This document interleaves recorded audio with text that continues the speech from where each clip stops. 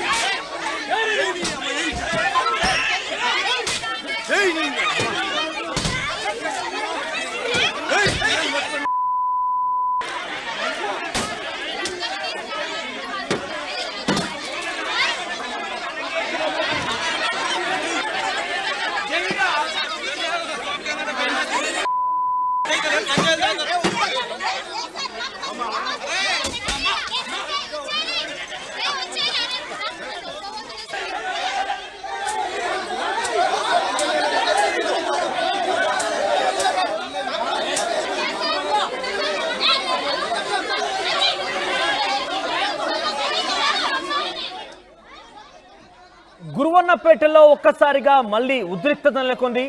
ఆ మైనర్ బాలికపై రేప్ చేసిన నిందితుడి ఇంటి మీద ఇప్పటికే దాడి చేసి వారి యొక్క ఇంటికి కూడా నిప్పంటించిన ఘటన మనం చూస్తాం. ఆ బాధిత కుటుంబం మొత్తం కూడా ఆందోళన చెందింది. గ్రామస్తులు కూడా పెద్ద ఎత్తున అక్కడికి చేరుకున్నారు. ఒకసారి ఇక్కడ పోలీసులు రావడంతో పోలీసుల పైన కూడా వారు పోలీసు వాహనాన్ని కావచ్చు, అక్కడ సంబంధించి నిప్పంటించిన వారిని తరలించేటువంటి ప్రయత్నంలో భాగంగా తరలిస్తున్నటువంటి ఆ బాధిత కుటుంబాన్ని తీసుకెళ్తున్న నేపథ్యంలో గ్రామస్తులు అడ్డుకున్నారు. పోలీసు వాహనాన్ని అడ్డుకున్నారు గ్రామస్తులు. తమ వాళ్ళని విడిచిపెట్టాలంటే ఆందోళన వ్యక్తం చేశారు. పోలీసు వాహనానికి ముందు కదలనివ్వకపోవడంతో అందరినీ విడిచిపెట్టేసి పోలీసులు వెళ్ళిపోయారు. గురువన్నపేటలో ప్రస్తుతం 144 సెక్షన్ కొనసాగుతూనే ఉంది. ఇంటింటికి పోలీసులు ఉన్నారు. ఊర్లోకి ఎవరిని రానివ్వకుండా నో ఎంట్రీ బోర్డు పెట్టేశారు. ఇక పోలీసు అదుపులో ప్రస్తుతం నిందితులున్నారు. నిందితుడి కుటుంబం అయితే పరారులో ఉంది. మీరు చూస్తున్న ఆర్టీవీ స్క్రీన్ పైన అది నిందితుడి యొక్క నివాసం. ఆ నివాసానికి పెట్రోల్ పోసి నిప్పంటించారు. పూర్తిగా ముందు భాగమైనటువంటి ఆ కర్టెన్స్ కావచ్చు, ఆ డోర్ అంతా కూడా కాలిపోయింది. ఆ తర్వాత ఒక వాహనాన్ని కూడా పెద్ద ఎత్తున ధ్వంసం చేశారు గ్రామస్తులు, కుటుంబ సభ్యులు. సో దీంతో పోలీసులు ఆగ్రహించి వారిని అరెస్ట్ చేసిన ప్రయత్నం చేశారు. అరెస్ట్ చేసి తరలిస్తున్న నేపథ్యంలో గ్రామస్తులు అడ్డుకున్నారు.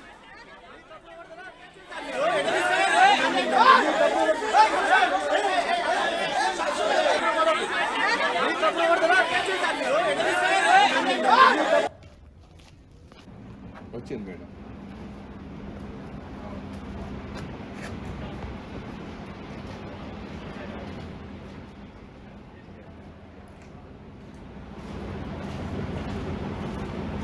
మైనర్ బాలికపై రేప్ ఘటన మీద ఒక్కసారిగా ఆగ్రహించినటువంటి గ్రామస్తులు, కుటుంబ సభ్యులు పెద్ద ఎత్తున ఆ నిందితుడి ఇంటికి వెళ్ళి నిందితుడి ఇంటికి నిప్పంటించారు. ఆ నిందితుడి ఇంటిపైన కూడా దాడి చేశారు. ఈ నేపథ్యంలో ఈ నిందితుడి ఇంటిపై దాడి చేసినటువంటి ఆ గ్రామస్తుల్ని, ఆ బాధిత కుటుంబ సభ్యుల్ని పోలీసులు వచ్చి అరెస్ట్ చేసే ప్రయత్నం చేశారు. దీంతో ఒక్కసారిగా ఆ అరెస్టుని అడ్డుకున్నారు తోటి గ్రామస్తులు. ఎవరు కూడా ఆ వాహనంలో, పోలీసు వాహనంలో వారిని వెళ్ళనివ్వడం లేదు. 144 సెక్షన్ని అమలు చేస్తున్నారు. ఇంటింటికి ప్రస్తుతం పోలీసులు ఉన్నారు.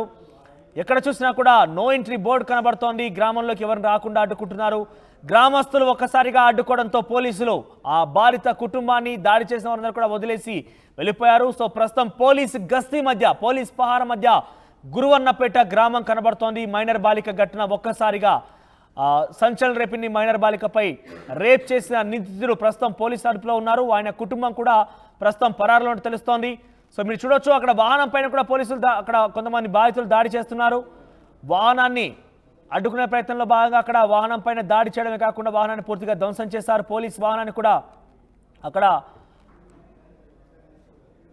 పోలీసుల అడ్డుకున్న పరిస్థితి కనబడుతుంది. పోలీస్ వాహనాన్ని కూడా ముందుకు కదలకపోవడంతో పోలీసులు ఆ బాధిత కుటుంబాన్ని, తోటి గ్రామస్తుల్ని, దాడి చేసిన వారిని వదిలేసి వెళ్లారు.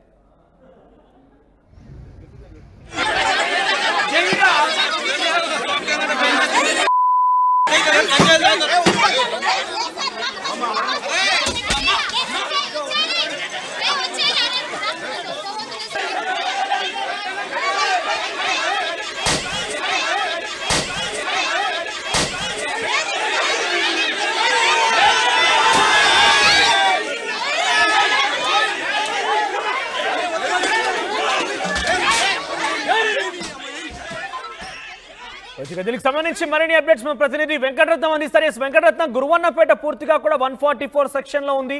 ప్రస్తుతం అక్కడ పోలీస్ పహారా కొనసాగుతుంది. సో అక్కడ నిందితుడి ఇంటిపైన దాడి చేసిన వారిని కూడా పోలీసు అరెస్ట్ చేసేటువంటి ప్రయత్నం చేసిన నేపథ్యంలో గ్రామస్తులు అడ్డుకున్నట్టు తెలుస్తోంది. సో ప్రజెంట్ అక్కడ తాజా పరిస్థితి ఏ రకంగా ఉంది? నిందితుడు పోలీసు అదుపులో ఉన్నారు కాబట్టి వారి కుటుంబం కోసం గాలిస్తున్నారా? ఇక్కడ బాధిత కుటుంబం ఏం డిమాండ్ చేస్తోంది? అయితే మనోజ్, ఇప్పటి వరకు ఇక్కడ గురువన్నపేటలో ఒక విచిత్రమైనటువంటి వాతావరణం అయితే నెలకొంది. 144 సెక్షన్ విధించిన తర్వాత గ్రామం మొత్తం ఒక కర్ఫ్యూ వాతావరణం అయితే కనిపిస్తుంది. యువకులు గుమికూడినటువంటి ప్రాంతాలలో అసలు వాళ్ళని ఉండనివ్వడం లేదు. ఎక్కడ ఒక ఇద్దరు ముగ్గురు కనపడ్డా కానీ వాళ్ళని అక్కడి నుంచి పంపించేటువంటి ప్రయత్నం చేస్తున్నారు. ప్రతి ఇంటికి ఒక పోలీసు, మనం విజువల్స్ లో చూస్తున్నాం. ఊరు గ్రామ శివారు నుండి మొదలు పెడితే చివరి ఎండింగ్ వరకు కూడా ప్రతి ఇంటి, అంటే ఆ వీధిలో ఏ ఇంటిలో చూసినా ఖచ్చితంగా పోలీసులు ఉన్నారు. కూడల వద్ద గుంపులుగా పోలీసులు ఉన్నారు. ఇక్కడ 144 సెక్షన్ అమలు అవుతుంది. అయితే నిన్న కూడా కొంతమంది మహిళా నేతలు, బీజేపీకి సంబంధించినటువంటి వాళ్ళు కూడా వచ్చి అక్కడ బాధితుల్ని పరామర్శించడానికి వెళ్ళినటువంటి పరిస్థితి. ఎందుకంటే సిద్దిపేటకి వెళ్ళి హాస్పిటల్లో పరామర్శించిన తర్వాత అక్కడి నుండి నేరుగా పరిస్థితి దీనస్థితిని చూసిన తర్వాత కుటుంబ సభ్యులకు మనోధైర్యం ఇచ్చేందుకు వాళ్ళు ఇక్కడ గురువన్నపేటకు వచ్చారు. కానీ పోలీసులు అనుమతించలేదు. దీన్ని దృష్టిలో పెట్టుకొని అక్కడ ఒక ఉద్రిక్తమైనటువంటి వాతావరణం అయితే నిన్న కూడా కనిపించింది. సేమ్ అలాగే ఈ రోజు వరకు కూడా ఎవరిని గ్రామంలోకి మాత్రం బయటి వ్యక్తులను అనుమతించడం లేదు. ఊళ్ళో ఉన్నటువంటి వాళ్ళు కూడా బయటికి ఎవరు రావడం లేదు. ఒక తీవ్రమైనటువంటి, ఒక సందిగ్ధకరమైనటువంటి వాతావరణం నెలకొంది. ఎందుకంటే ఇప్పటి వరకు ఇంత సంఘటన జరిగినా కానీ జేసీబీని ధ్వంసం చేశారు బాధితుల బంధువులు, అలాగే కారును ధ్వంసం చేశారు, ఇంటికి నిప్పు పెట్టేటువంటి ప్రయత్నం చేశారు. కానీ బాధితులకు న్యాయం జరిగే వరకు ఊరుకోమని చెప్పినటువంటి ఊరు గ్రామస్తులు మాత్రం ఎట్టి పరిస్థితుల్లో పోలీసులు చెప్పినా ఎవరు చెప్పినా వినే ప్రసక్తి లేదని చెప్పి తెగేసి కూర్చున్నటువంటి సందర్భం. దీన్ని దృష్టిలో పెట్టుకొని అప్పటి వరకు స్టార్టింగ్ లో కొంతమంది పోలీసులు ఉన్నారు. కానీ పరిస్థితి విషమించడంతో ఏసీబీ స్థాయి అధికారులతో పాటు డీసీపీ కూడా రంగంలోకి దిగి పరిస్థితిని ఎప్పటికప్పుడు సమీక్షించి హుస్నాబాద్ పోలీస్ స్టేషన్ పరిధిలో ఉన్నటువంటి వాళ్ళందరినీ కూడా బెటాలియన్ మొత్తం ఇక్కడ దించి ఇంటింటికి కాపలాగా ఉన్నారు. ఏం జరుగుతుందనేది కూడా ఒక వ్యూహాత్మకంగా కూడా పోలీసులు వ్యవహరిస్తున్నట్టుగా మనం చెప్పుకోవచ్చు. ఎందుకంటే ఇప్పటి వరకు కొంతమంది వచ్చినటువంటి నేపథ్యంలో ఇంత బందోబస్తు చేయాల్సినటువంటి అవసరం ఏముంది? బాధితులకు సంబంధించినటువంటి వాళ్ళు ఏమన్నా అఘాయిత్యాలు చేస్తున్నారా? నిందితులే ఇంత ఇబ్బంది పడుతున్న తర్వాత బాధితులకు అండగా కావాల్సినటువంటి పోలీసులు ఇంత పహారా కాయాల్సినటువంటి అవసరం ఏముంది? 144 సెక్షన్ విధించాల్సినటువంటి అవసరం ఏముంది? అది ఇప్పుడు ఆ నిందితులకు కాపలా కాయడానికా లేకపోతే బాధితులకు రక్షణగా అన్నటువంటి ఒక సందిగ్ధ వాతావరణం అయితే మాకు కలుగుతుందని చెప్పి గ్రామస్తులు చెప్తున్నారు. ప్రస్తుతం ఈ రోజు జరుగుతున్నటువంటి పరిస్థితుల దృష్ట్యా పోలీసులు నిన్న దాడికి, అంటే నిందితుని ఇంటిపై దాడికి చేసినటువంటి ఒక 9 మంది యువకులను గుర్తించారు. వారిని ఈ రోజు అరెస్ట్ చేసేటువంటి ప్రయత్నం అయితే జరిగింది. అయితే దీనికి సంబంధించి నిన్నటి నుండి ఒక వ్యూహాత్మకంగా ఎవరిని మాత్రం యువకులు రోడ్డు మీద ఉండకుండా చూస్తున్నారు. వారు నిన్న నిందితుడు పోలీసు అదుపులో ఉన్నారా? ఏ రకంగా విచారిస్తున్నారు?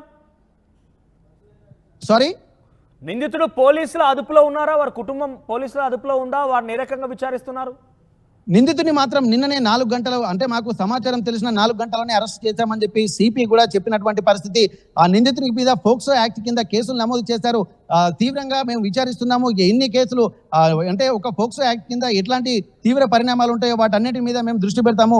ఈ కేసుకు సంబంధించినటువంటి పూర్తి వివరాలు కూడా తెలుసుకుంటున్నామని చెప్పి నిన్న సిపి ప్రెస్ మీట్ పెట్టి చెప్పింది.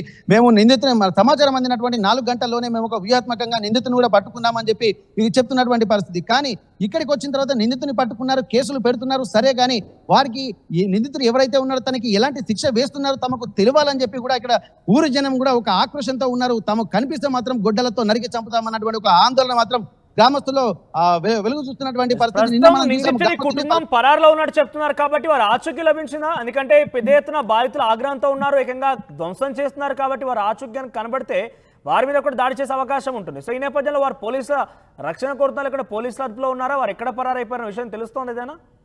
ఖచ్చితంగా వారు కనిపిస్తే మాత్రం కొంత తీవ్ర పరిణామాలు ఉంటాయని చెప్పి పోలీసులు కూడా చెప్తున్నటువంటి పరిస్థితి. దీనికి సంబంధించి కూడా దాదాపు ఈ వ్యవస్థను చూస్తే మాత్రం చాలా సీవియర్ గానే ఉన్నట్టు అని చెప్పుకోవచ్చు. ఎందుకంటే నిందితుడి తండ్రి బడేమియగా పిలువబడుతున్నారని నిన్న గ్రామస్తులు కొంతమంది ఆర్టీవీకి అంటే గుప్తంగా చెప్పినటువంటి పరిస్థితి ఏంటంటే బడేమియా అనేటువంటి వ్యక్తి కూడా గతంలో కూడా అనేక చర్యలకు కూడా పాల్పడ్డాడు. ఇట్లాంటి కార్యక్రమాలే తను గతంలో ఉన్నాయి, ఊర్లో ఎవరిని పలకరించినా ఈ విషయం వెల్లవుతుందన్నటువంటి ఆలోచన కూడా గ్రామస్తులు చెప్తున్నారు. అంటే కుటుంబం కూడా ఇట్లాంటి నేపథ్యం ఉన్నటువంటి కుటుంబమే కాబట్టి ఖచ్చితంగా ఊళ్ళో అడుగు పెట్టడానికి వీలేదు, వీళ్ళని ఖచ్చితంగా మళ్ళీ ఊరు నుంచి బహిష్కరించాల్సిందే, వారికి సంబంధించినటువంటి ఆస్తులను జప్తు చేయాల్సిందే. పోలీసులు అలాగే ప్రభుత్వం బాధితులకు అండగా నిలబడాలన్నటువంటి ఒక ఆందోళన మాత్రం గ్రామస్తులని వ్యక్తమవుతుంది. ఉద్రిక్తులైనటువంటి గ్రామస్తుల కోపోద్రిక్తమైనటువంటి వ్యవస్థను చూసిన తర్వాత ఇక్కడ ఉన్నటువంటి వాళ్ళందరూ కూడా ఒకే ముక్త ఖండంతో ఉన్నారు. ఎట్టి పరిస్థితుల్లో నిందితుడిని శిక్షించాల్సిందే కఠినంగా అని చెప్పి అంటున్నారు. ఈ రోజు మాత్రం అయితే పోలీసుల తీరు మాత్రం దీనికి భిన్నంగా ఉంటుందన్నటువంటి ఒక ఆందోళన గ్రామస్తుల్లో వ్యక్తమవుతున్నటువంటి పరిస్థితి. ఎందుకంటే అసలు బాధితులం అంటే ఇంత ఒక మైనర్ బాలిక మీద రేప్ చేసిన తర్వాత తెలిసినటువంటి బంధువులు వాళ్ళు చూస్తూ ఊరు అంటే దాడి చేయకపోతే ఏం చేస్తారు, చూసుకుంటూ ఊరుకోవాలన్నటువంటి ఒక ఆలోచన కూడా గ్రామస్తులు కనిపిస్తుంది. అట్లాంటప్పుడు బాధితులకు అండగా నిలబడాల్సింది అంటే కోపంలో ఉన్నటువంటి వాళ్ళు కొంత ఉపశమన చర్యలు చేపట్టినప్పుడు శాంతించిన తర్వాత వీళ్ళని మళ్ళీ అరెస్ట్ చేయడం దేనికన్నటువంటి ఒక ఆందోళన మాత్రం గ్రామస్తులు వ్యక్తమవుతుంది. అయితే దీనికంటే బాధిత కుటుంబం ఎటువంటి విషయాలపైన డిమాండ్ చేస్తోంది, పోలీసులు దానికి ఏం సమాధానం చెప్తున్నారు? అసలు బాధితుల కుటుంబాలకు అసలు వాళ్ళకి ఏం తెలియదు పాపం. ఎందుకంటే నలుగురు చిన్నారులు, అందులో అందరూ ఆడపిల్లలే ఉన్నారు. వీరు మాత్రం గొర్రెలు కాసుకునేటువంటి వాళ్ళు, అంటే వాళ్ళకి ఏ న్యాయం పొందాలన్నటువంటి దాని మీద ఒక స్పృహ లేదు. ఎందుకంటే సమాజం తెలుసుకున్న తర్వాత హిందూ సమాజం అంతా ఏకమైపోయింది. ఖచ్చితంగా వాళ్ళకు న్యాయం చేయాలని చెప్పి వీళ్ళు చెప్తున్నారు తప్ప వాళ్ళకు మాత్రం ఎలాంటి న్యాయం కావాలంటే కూడా వాళ్ళని ప్రశ్నిస్తే కూడా వాళ్ళకి ఏం చెప్పలేనటువంటి పరిస్థితే కనుకుంది. కాకపోతే ఒకటే చెప్తున్నారు, నిందితుని మాత్రం కఠినంగా శిక్షించాల్సింది, వాళ్ళకు సంబంధించినటువంటి ఆస్తులను జప్తు చేయాలన్నటువంటి అది ఉంది. మళ్ళీ ఇంకోసారి ఊళ్ళో వాళ్ళని అడుగు పెట్టకూడదు. ఎందుకంటే ఎదురెదురుగా ఇల్లు ఉన్నటువంటి నేపథ్యంలో వాళ్ళను అక్కడ మళ్ళీ ఎదురెదురుగా ముఖం చూసుకుంటూ ఉండలేము అన్నటువంటి ఒక ఆందోళన మాత్రం వీళ్ళలో కనిపిస్తుంది. దీనికి అంటే ప్రభుత్వం పోలీసులు కూడా కొంత వాళ్ళకు సరిదిద్దేటువంటి ప్రయత్నం చేశారు. మీకు అనుగుణంగా మేము చర్యలు తీసుకుంటామని చెప్పి సర్ది చెప్పారు, ఆందోళన విరమించారు. కానీ ఈ రోజు జరిగినటువంటి సంఘటన మాత్రం చాలా ఉద్రిక్తంగానే కనిపిస్తుంది. యువకుల్ని మాత్రం ఒక దోటికి అంటే వాళ్ళందరూ ఒక దగ్గరికి రాకుండా చేశారు. వ్యూహాత్మకంగా ఎవరెవరు అక్కడ 9 మంది ఎవరున్నారో వాళ్ళు ఆ పోలీసులు వీడియోలు మాత్రం చిత్రీకరించారు. ఆ వీడియోలో ఉన్నటువంటి వాళ్ళను గుర్తించి ఈ రోజు ఉదయం ఒక స్ట్రాటజికల్ గా వాళ్ళ దగ్గరికి వెళ్ళి ప్రతి ఇంటికి నిన్ననే పోలీసులు మోహరించారు. అంటే వాళ్ళ కదలికలను గమనిస్తున్నారు. ఎక్కడెక్కడైతే వీళ్ళు నిన్న దాడికి పాల్పడ్డ వ్యక్తులైతే ఎవరెవరు తిన్నారో నిందితుడి కుటుంబం మీద వాళ్ళందరినీ గుర్తించి ఆ సీసీ కెమెరా ఫుటేజీలు అలాగే వాళ్ళ దగ్గర సెల్ ఫోన్ ఫుటేజీలు పరిశీలించిన వాళ్ళని గుర్తించారు. 9 మంది యువకులుగా గుర్తించారు. వాళ్ళని ఈ రోజు తీసుకెళ్తున్నటువంటి క్రమంలో యువకులు మాత్రం అక్కడ ఎవరు ఉండకుండా ఒక ప్రణాళికంగా వాళ్ళను వేరే చోటుకు పంపించినట్టుగా తెలుస్తుంది. కానీ ఇక్కడ వెంటనే రంగంలోకి దిగినటువంటి ఆ గ్రామంలో ఉన్నటువంటి మహిళలు అలాగే వృద్ధులు కూడా కొంతమంది పోలీసు వాహనానికి ఎదురుగా తిరిగి అడ్డంగా నిలబడి ఎట్లా తీసుకెళ్తారనే ప్రశ్నలు ఏమైనా మీరు నిజంగా నిన్న మీద బయట నుంచి వచ్చినటువంటి వాళ్ళు ఆరోపించినట్టుగానే మీరు పోలీసులు కూడా బాధిత కుటుంబానికి రక్షణగా ఉంటున్నారా లేకపోతే వాళ్ళ ఆస్తులకు రక్షణగా ఉంటున్నారా అన్నటువంటి ఒక ప్రశ్నలు లేవనెత్తుతున్నటువంటి పరిస్థితి. దానికి బలం చేకూరుస్తున్నట్టుగానే ఈ రోజు జరుగుతున్నటువంటి సంఘటనలు కూడా మనం చెప్పుకోవాల్సినటువంటి అవసరం అయితే కనిపిస్తుంది. దీని మీద కూడా ఎట్టి పరిస్థితుల్లో గ్రామస్తులు మరింత కోపోద్రిక్తులై ఉన్నారు. అయితే వీరి కోపోద్రిక్తుల పరిస్థితులు చూసినటువంటి పోలీసులు వారిని అక్కడనే వదిలిపెట్టి ఇక్కడి నుండి ఎలాంటి ఉద్రిక్త వాతావరణం రాకుండా చూడాల్సినటువంటి వాళ్ళు మళ్ళీ గ్రామంలో ఉన్నటువంటి వాళ్ళని అరెస్ట్ చేయడం వల్ల ఇంకా ఉద్రిక్త పరిస్థితులకు పోలీసులు తెరదీస్తున్నారు అన్నటువంటి ఒక ఆందోళన ఆవేదన గ్రామస్తుల్లో వ్యక్తమవుతుంది. మనోజ్. రైట్ వెంకటరత్నం. సో మొత్తం మీద సిద్దిపేట జిల్లా గురువన్నపేటలో మళ్లీ ఉద్రిక్తత మొదలైంది. మైనర్ బాలికపై రేప్ చేసినటువంటి నిందితుడి ఇంటి మీద దాడి చేసినటువంటి ఆ బాధిత కుటుంబాన్ని తమ యొక్క ఆవేదన ఆక్రోధన కాస్త ఎవరు కనబడకపోయేసరికి ఆ ఇంటి మీద చూపించారు. ఒక మైనర్ బాలికపై ఇటువంటి పన్నాగానికి పన్నుతున్నాం అంటూ ఆ నిందితుడి ఇంటికి ఒక్కసారిగా ఆగ్రహించిన వ్యక్తులందరూ కూడా అక్కడ యువకులు కొంతమంది ఆడవారందరూ కూడా కలిసి ఇంటికి నిప్పంటించడమే కాకుండా కారును కూడా ధ్వంసం చేశారు. ఈ నేపథ్యంలో పోలీసులు సమక్షంలోనే దాడి జరిగింది. పోలీసులు వీడియో రికార్డ్ చేశారు. వీడియోలో ఉన్నటువంటి ఆ 9 మంది పైన కేసు నమోదు చేసి బాధిత కుటుంబాన్నే ఇక్కడ బాధ్యులుగా చేసి వారిని అరెస్ట్ చేసే ప్రయత్నంలో భాగంగా ఆ స్థానిక గురువన్నపేట గ్రామస్తులు ఒక్కసారిగా అడ్డుకున్నారు. పోలీసులనే కారు కదలనివ్వకపోవడంతో ఆ వ్యక్తులందరూ కూడా బాధిత కుటుంబం ఎవరైతే దాడికి పాల్పడ్డారో వారందరినీ కూడా అరెస్ట్ చేశారు పోలీసులు. సో వారందరూ కూడా అరెస్ట్ చేసిన నేపథ్యంలో గ్రామస్తులు అడ్డుకోవడంతో వదిలేసి వెళ్లారు. ప్రస్తుతం అక్కడ ఉద్రిక్తత కొనసాగుతుంది. 144 సెక్షన్ అమల్లోనే ఉంది. మరింత సమాచారం వెంకటరత్నం అందిస్తారు. సో అక్కడ చాలా మంది కూడా ఆర్టీవీతో కూడా మాట్లాడారు. ఏం మాట్లాడారు చూద్దాం. జిల్లాలో ఉన్నటువంటి సిద్దిపేట జిల్లాకు సంబంధించినటువంటి రాజకీయ నాయకులు కూడా ఇక్కడికి వస్తున్నటువంటి పరిస్థితి. సిద్దిపేట జిల్లా అధ్యక్షురాలు బీజేపీ. చెప్పండి మేడం, ఇప్పటి వరకు చూసినటువంటి పరిస్థితి మీకు ఎట్లా అనిపిస్తుంది? హాస్పిటల్ కూడా వెళ్ళి వారిని పరామర్శించారు. ప్రస్తుతానికి బాధితురాల పరిస్థితి ఎట్లా ఉంది? బాధితురాలు అయితే బాధాకరంగా ఉందండి. మేము చూస్తే మాత్రం మాకు మహిళా లోకమే తల వంచుకునే విధంగా ఉంది. ఇంకా గవర్నమెంట్ ఇంకా అవేర్నెస్ తీసుకురావాలి, గవర్నమెంట్ మంచి పథకాలు చేయాలి, ఆడవాళ్ళ పట్ల అత్యాచారాన్ని ఆపాలనేదే మా ఉద్దేశము. జిల్లా మహిళా మోర్చా అధ్యక్షురాలుగా మేము ఎంత దూరం అంటే అంత దూరం వెళ్తాము. మహిళల కోసం కొట్లాడడానికి మేము ఎంత దూరం అనేది సిద్ధంగా ఉన్నాము. ఓకే, ఇప్పుడు మీరు నిజంగా ఇప్పుడు బాధితురాలి పరిస్థితి మీరు చూసారు, చాలా తీవ్రమైనటువంటి విషయం. ఎందుకంటే ఇన్ని కొత్త చట్టాలు వస్తున్నాయి అని చెప్పి అంటున్నారు, కానీ ఆ చట్టాల వల్ల ఎట్లాంటి ఉపయోగం లేదు. దుబాయ్ లాంటి చట్టాలు వస్తే తప్ప ఇక్కడ నిజమైనటువంటి భయం అనేది లేదు ఫస్ట్. ఎందుకంటే బాధితురాలు ఇంట్లోకే వెళ్ళి చేయడం అంటే ఇంకా చాలా దారుణంగా చూసుకోవచ్చు కదా. దీన్ని ఎట్లా చూస్తున్నారు సభ్య సమాజం, దీన్ని ఎట్లా పరిగణించవచ్చు? దీన్ని మాత్రం సభ్య సమాజం తలవించుకునే విధంగా ఉందండి. ఎన్ని చట్టాలు వచ్చినా ఎన్ని తీసుకొచ్చినా కూడా ఆడవాళ్ళలో అగాత్యాలు మాత్రం మారడం లేదు. ఎన్ని అగాత్యాలు జరుగుతున్నాయి. రేవంత్ రెడ్డి గారు 9 నెలల దానిలో ఈ రాజకీయంలో అత్యాచారాలు జరుగుతున్నాయి, జైల్లోకి వెళ్తున్నారు, వస్తున్నారు. కానీ న్యాయం ఎక్కడ జరిగింది మహిళలకు చెప్పండి. దానివల్ల ఏమన్నా పథకాల వల్ల దేనికైనా ఆడవాళ్ళకి న్యాయం జరిగిందా? అది మనకు ఫస్ట్ కావాల్సింది. పథకాలు తెచ్చిరా తెలియదా తర్వాత ముచ్చట. రేవంత్ రెడ్డి గారు చాలా పథకాలు రాజకీయాలు మనకు సమస్య కాదు. ఇక్కడ ప్రస్తుతానికి బాధితురాలికి సంబంధించినటువంటి విషయాలు మనం మాట్లాడుతున్నాము. ఒక మహిళ, అందులో మైనర్ బాలిక. దీని మీద మీ స్పందన ఎట్లా ఉండబోతుంది రేపు? ఎందుకంటే ఇట్లాంటి సంఘటనలు జరగకుండా మహిళా లోకం తరపు నుంచి మీరు ఏమైనా నిర్ణయాలు తీసుకుంటారా? మహిళల్లో ఒక మేము వారికి పూర్తి మద్దతుగా ఉన్నామండి. మా మహిళా మోర్చా టీం మొత్తం పూర్తి మద్దతుగా ఉన్నాము. మహిళలపై జరిగే అత్యాచారాలకు మేము ఎంత దూరం అంటే అంత దూరం వెళ్ళి ధర్నాలు కానీ రాస్తారోకలు కానీ న్యాయం ఆ మైనర్ బాలికపై జరిగిన అమ్మాయికి న్యాయం జరిగే వరకు మేము పోరాడతామని ఈ సందర్భంగా చెప్తున్నాం. ఓకే ఓకే, మీరు చెప్పండి అమ్మా ఇంత సిచ్యువేషన్. ఎందుకంటే ఒక గ్రామీణ వాతావరణంలో, ఎందుకంటే కొన్ని అర్బన్ ప్రాంతాల్లో కొంత యువత చెడిపోతుందని అనుకోవచ్చు, కొంతమంది ప్రేరేపించబడుతున్నారు. కానీ ఒక అభయం శుభం తెలియని ఒక అమ్మాయి, 7వ తరగతి అమ్మాయిని ఇట్లా ఇంటి ముందే వెళ్ళి నోట్లో గుడ్డలు కుక్కి నోరు మూసి తీసుకెళ్తున్నారు. అది కూడా చిన్న పిల్లలు వాళ్ళ బంధువులు ఉండగానే జరిగింది అన్నటువంటి విషయాన్ని కూడా బాధితులు చెప్తున్నారు. ఈ సంఘటన మీరు ఎట్లా చూస్తున్నారు? నేను సిద్దిపేట జిల్లా మండల అధ్యక్షురాలని. మరి మహిళ మొన్నటికి మొన్న ఒక చిన్న పాపను, 2 సంవత్సరాల పాపను అట్లా చేసినా కూడా ఈ గవర్నమెంట్ పట్టించుకోవట్లేదు. మళ్ళీ ఇప్పుడు మొన్నటికి మొన్న జరిగినాక కూడా అసలు వానికి కథ సరైన శిక్ష వేసినాక మళ్ళీ వేరే మహిళ ఎంబడిపోతారా? అది ఇది ఎన్ని రోజులు ఈ అగాత్యం జరుగుతుంది? ఎన్ని నాళ్ళు? దీనికి రక్షణ లేదా మహిళలకు? చిన్నపిల్లల నుండి మొదలు పెడితే ముసలోళ్ళ దాకా బలైపోతుండ్రు. ఎక్కడా ఆగుతలేదు. ఎక్కడా కూడా ఇదే ఉంటుంది. ఒక కాడ జరిగినాక మళ్ళీ ఇంకొక కాడ ఆగాలి కదా. ఆగకపోవడం కారణం ఏంది? ఎందుకు పట్టించుకోకపోతేనే కదా. వానికి సరైన శిక్ష వేసినాక ఇంకోనికి భయం ఉండదా? అది లేదు కదా. మహిళలు ఎన్ని రోజులని ఆడపిల్లలు ఇంట్లో ఉంటారు, పిల్లలు తల్లులు కూలి చేసుకోవడం ఎన్నో చేసుకుంటారు. వాళ్ళు స్కూల్కి వచ్చినాక వాళ్ళకి రక్షణ ఏంది? ఇట్లా జరిగితే ఎన్ని రోజులని రక్షణ లేదా?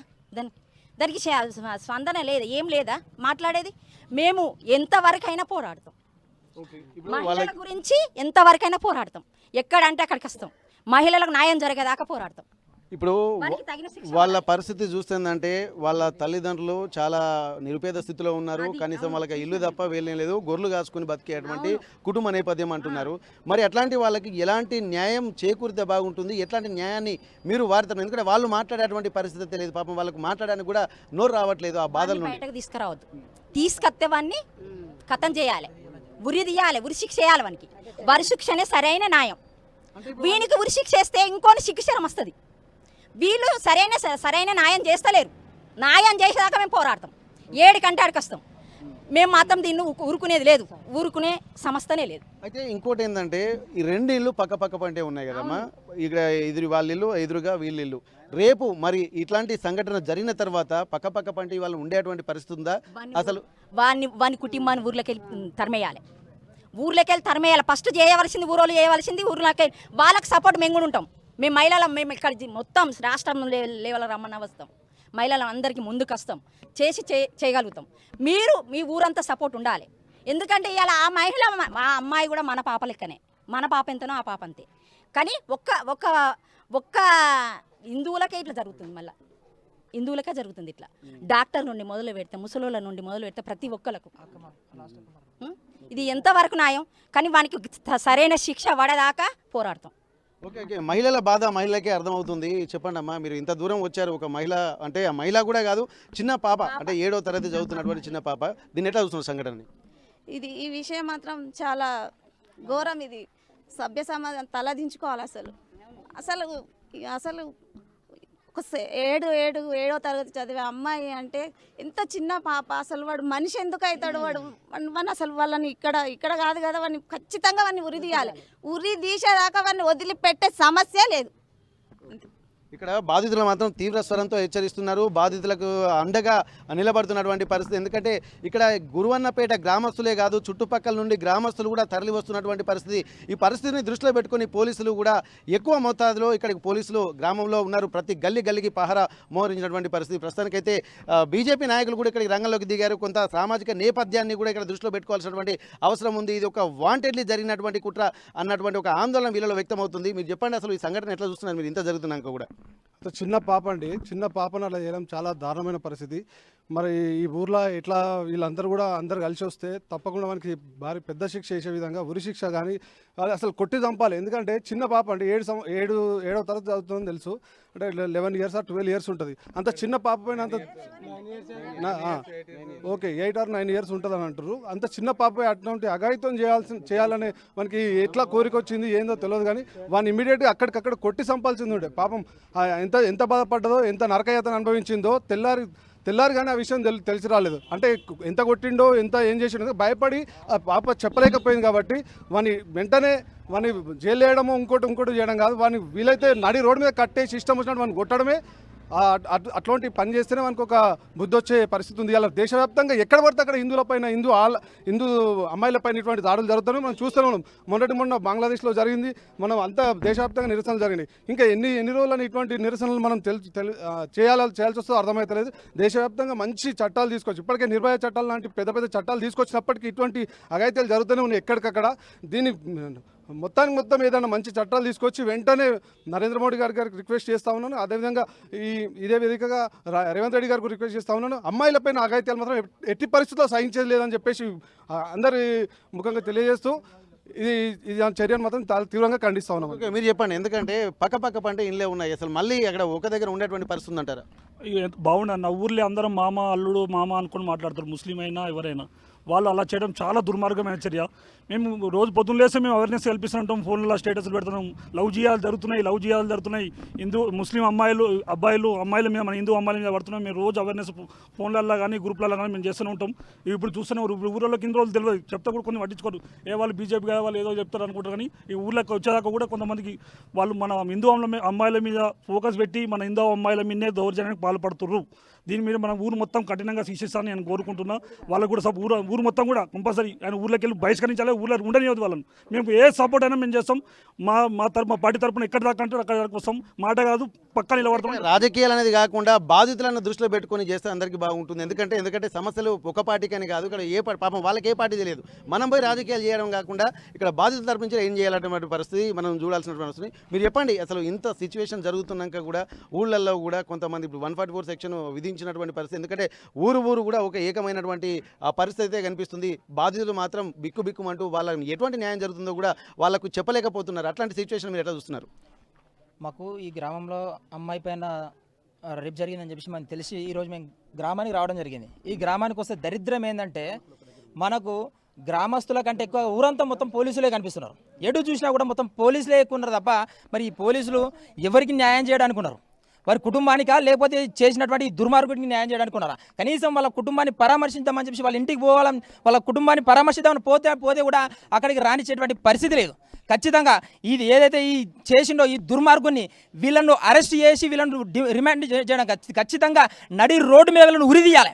ఇలా ఈ గ్రామస్తులు ఎవరైతే ఉన్నారో తెలిసిన వెంటనే వీళ్ళు చేయడం కాదు, తెలిసిన వెంటనే వాని ఇంటిని ధ్వంసం చేసి వాని కుటుంబంతో సహా ఇక్కడనే నరికి చంపాలని చెప్పేసి నేను చేస్తాను. ఇలాంటి సంఘటనలు ఎవరైతే ఇంకొకసారి ఈ సంఘటన జరిగిందా, ఇది బయటకు వచ్చిందండి, ఇట్లా బయటికి రాని సంఘటనలు ఇంకెన్నో ఉన్నాయి. ఇది లవ్ జిహాదీ అనే పేరు మీద ఇలా కేవలం హిందూ మహిళలనే టార్గెట్ చేసుకొని ఇలా వాని కళ్ళకు కనీసం చిన్నపిల్ల వానికో కూడా ఒక చిన్న చెల్లి ఉంటుంది, వాని అక్కకో వాని చిన్న చెల్లి ఉంటుంది, కనీసం వాని కళ్ళకు కనిపించలేదా? ఇంత దుర్మార్గంగా వ్యవహరిస్తున్నాడే ఖచ్చితంగా ఇలాంటి దుర్మార్గాలను నడి రోడ్డు మీద ఉరిదీయాలని చెప్పేసి మేము డిమాండ్ చేస్తా ఉన్నాం. ఓకే, అయితే ఇక్కడ చాలా తీవ్రంగా హెచ్చరిస్తున్నాం. ఒకసారి గ్రామస్తులను కూడా మనం మాట్లాడదాం. గ్రామ సంబంధించినటువంటి వాళ్ళు కూడా ఒకసారి ఉన్నారు. ఇది నిజంగా మీ ఊళ్ళో ఇట్లాంటి పరిస్థితి తలెత్తుందని మీరు అనుకున్నారా? ఎందుకంటే దీన్ని ఒక రకమైనటువంటి కోణంలో ఆలోచిస్తున్నారు, ఒక కుట్రగా భావిస్తున్నారు. దీన్ని ఏం చూస్తున్నారు మీరు? దాన్ని ఏం లేదు సార్, ఎటువంటి నడి రోడ్డు మీద ఉరిదీసి చంపాలి, కానీ మనకి జైలు బీలు కూడా అవసరం లేదు. వాడిని ఏమైనా నడి రోడ్డు మీద తీసుకురావాలి, గొడ్డలతో నడిచి చంపాలి వాడిని. ఇప్పుడు మరి ఇల్లు పక్క పంటే ఉంటుంది కదా మరి వాళ్ళ ఊళ్ళో. రేపు కూడా చేస్తాడు వాడు, దండి కుట్రబాజీ వాడు, అదే పని చేస్తాడు. వాడిని చంపింది మేలు కానీ ఉంచవద్దు, మెయిన్ పాత్ర చంపాలి వాడిని. మీరేం చెప్తారండి? వాడిని ఉంచొద్దు సార్, ఇంత నీచానికి ఎత్తుకున్నాడంటే కదా, ఒక చంటి పిల్ల ఆమె చూస్తే మాకే ఆవేదన పుట్టుకొస్తుంది. పొద్దున్న నుంచి పనులు చేయకుండా ఇక్కడనే ఉన్నాం, కానీ వాడిని ఉంచొద్దు. మోసం మళ్ళీ వాడిని ఉంచుడే వద్దు, అసలుకే ఉంచొద్దు. నడి రోడ్డు మీద గొడ్డలతో నరికి చంపాలి వాడిని, అంతే, ఇంకో మాట లేదు. వాడిని ఉంచొద్దు, ఈ ఊళ్ళో ఉండలేదు. వాళ్ళు మన జాగ్రత్తగా ఇల్లే ఉండొద్దు, ఇలా ఊళ్ళే ఉండొద్దు సార్. మేము మా ఊరికి ఇట్లాంటి గతి పట్టుడు దురదృష్టంగా భావిస్తున్నాం. ఎందుకంటే ప్రపంచంలో కానీ, దేశంలో కానీ, రాష్ట్రంలో కానీ ఎన్నో చూసినా కానీ మా ఊర్లోనే ఇలాంటి పరిస్థితి జరిగిందంటే అవమానంగా భావిస్తున్నాము. కానీ ఎట్టకేలకు అమ్మాయి నిన్నగాక మొన్న అట్లాంటి సంఘటన జరిగింది. కానీ అమ్మాయి చెప్పుకోలేక రక్తస్రావం కావడంతో ఆమెకు హాస్పిటల్ తీసుకుపోయి ఉన్న ఆమె చెల్లె కూడా గిట్లా జరిగింది అనే దాంతో బయటపడడం జరిగింది. అలాంటి బయటపడడం కూడా గోప్యంగా లాండ్ ఆర్డర్ గారు గోప్యంగా ఉంచి వాళ్ళని రాత్రి తీసుకుపోయి వాళ్ళను ఒక రకంగా బంధించిన అని చెప్తున్నారు. అమ్మాయికి కూడా మెరుగైన వైద్యం అందిస్తున్నా మన పోలీసు వారు చెప్తున్నారు. వాళ్ళు కూడా మేము ఈ యొక్క